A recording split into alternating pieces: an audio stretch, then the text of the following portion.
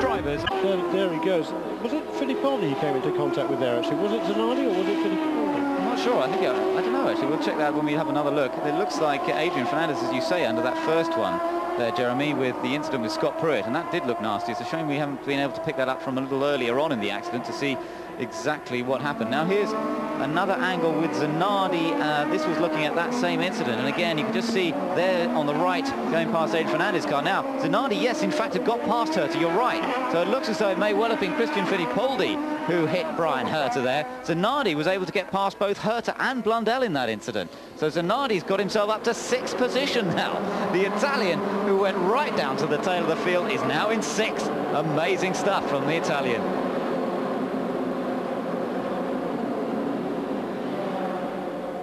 All sorts of dramas here at Vancouver, and what a race this is turning into. Jimmy Vasser leads them round, Maurizio Guterman in 2nd place, Michael Andretti in 3rd, but we're under a full course caution once again, following a couple of separate incidents, and we thought it was Zanardi involved with Herta, but it's Christian Fittipaldi who actually made contact. Still going round though. Christian's lying in 8th position at the moment. You'll see him there as it goes through the picture, right behind Mark Blundell, who's moved up to 7th place now. And Dario Franchitti's running in 9th position. So quite a few changes. Roberto Moreno, meanwhile, has moved up to 11th place. He's stayed out of trouble so far, driving the Alimax car, Bettenhausen. Now, do we see a bit more clearly what happened here?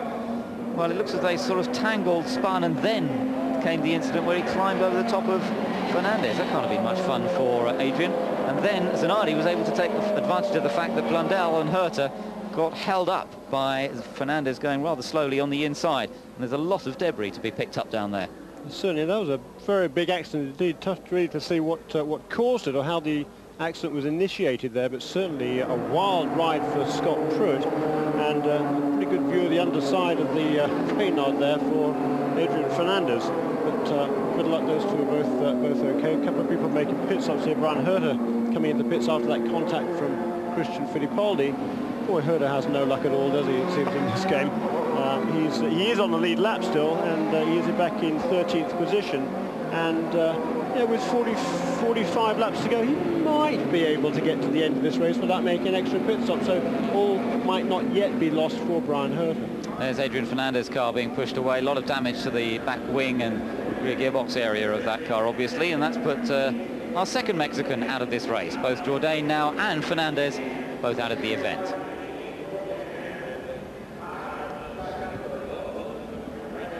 Jimmy Vasser is still our race leader as we're under full course caution. Maurizio Guterman 2nd, Michael Andretti 3rd, but all sorts of incidents and accident. Let's take a look at some of the action that we've seen over the last few minutes here in Vancouver. A couple of separate incidents that have caused all sorts of dramas. One thing it has meant is that Zanardi's moved up. Now here it is again from overhead. We're looking down at the bottom of the screen. You can see a spin between Scott Pruitt clambering over the top of Adrian Fernandez's car. Mark Blundell and Brian Herta almost making contact there on the left-hand side of the picture in trying to go round it, and that allowed Alex Zanardi to get past both of them and move up into 6th position.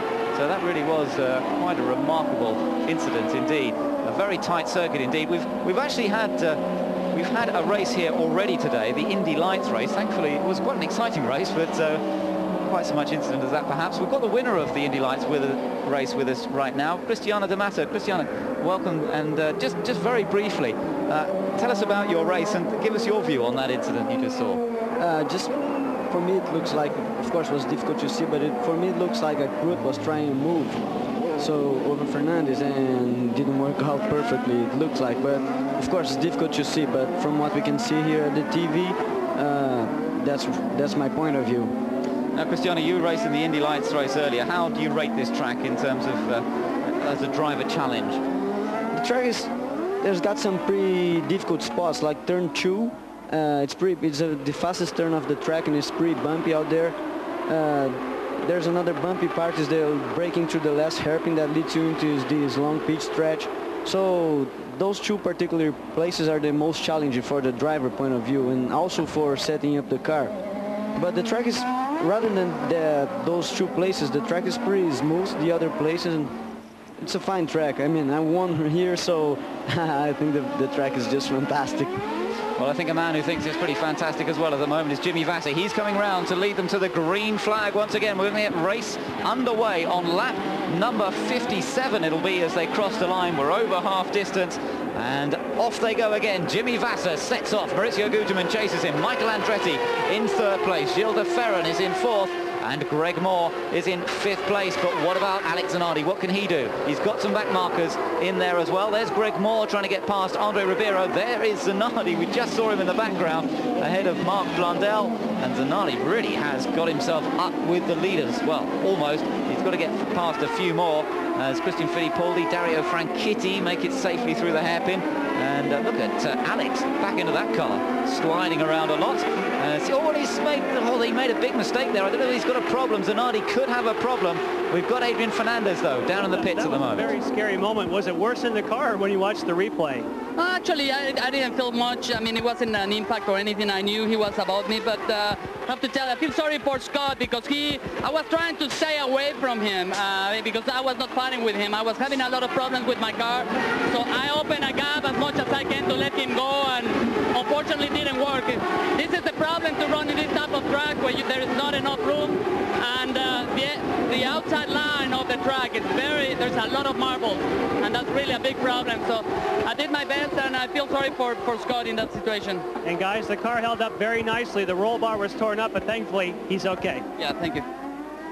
Back to the action. Alex Zanardi's been slithering around. Now, it almost looks as though he had a problem with the left rear, almost like he had a slow puncture, or maybe he's just picked up a lot of rubber with this slow running around the track. Yeah, I think so. I think there is a lot of rubber debris, as we saw the track blower out there cleaning some of it out of the way, and inevitably under caution you pick up some of that stuff on your tyres, and it does take 2 or 3 laps to get rid of it, to rub it off the edge of the tyres, and I think that's really what it was there for Alex Zanardi. And you know, the first time around there, Jimmy Vasser in the lead, he's got the advantage of a clear track, and he only did a 59.7, so that's a good couple of seconds off the pace that he will be up to once he's got those tyres properly cleaned. Well, look how close Zanardi is to the back of Greg Moore's car now. Meanwhile, behind him, there's a gaggle going round. But Marc Blundell, let me tell you, has just come into the pits. Marc Blundell has come in quite early on. It's on lap number 59. Oh, and look at this. Zanardi's going for the inside line, trying to get past Greg Moore. I think he's made it safely past the Canadian. And Zanardi gains another place. That puts him up into 5th place now. And remember, he dropped right to the tail of the field. There is Marc Blundell in the pits. It looks as though it's a scheduled stop. But Marc deciding to come in there and put another set of tyres on. Now, that may well be because of this problem we're talking about. It does look as though they've been suffering a lot of pickup on the tyres. He may have decided it's not worth struggling out there. That's right. And you know, we've got 41 laps to go now, 59 in the books. He reckons he can go the rest of the distance. So you might as well put a fresh set of tyres on, get out there and lead there. We saw Alex Zanardi sliding wide again there in that final hairpin. Pretty slippery out there, but that might turn out to be a pretty shrewd move. Certainly when Blundell went back out on the track, he'd have a nice clean track ahead of him. Everybody else is well out of the way. So if he can turn in some quick laps now and make use of those fresh tyres, maybe that'll turn out for him in the end. Action going on down there as Ribeiro is just trying to hold off to Ferran by the looks of things. Ribeiro is quite a long way down though, remember? Yeah. He's actually in 14th position, isn't he? Yeah, he lost a lap in that incident there over the notch. He had to come in and make a pit stop and lost a lap. I'm not quite, he seemed to pass, I think, Gilles de Ferran. I'm not quite sure what he's going to gain by doing that. It enables Gilles de Ferran, puts Gilles de Ferran to come back now into the clutches of Alex Zanardi. Really not a whole heck of a lot to be gained, I don't think, by Andre Ribeiro in that situation. No, that's right, but Ribeiro obviously deciding to go for it anyway. Battle for 4th place then now between de Ferran and Zanardi, and what a drive.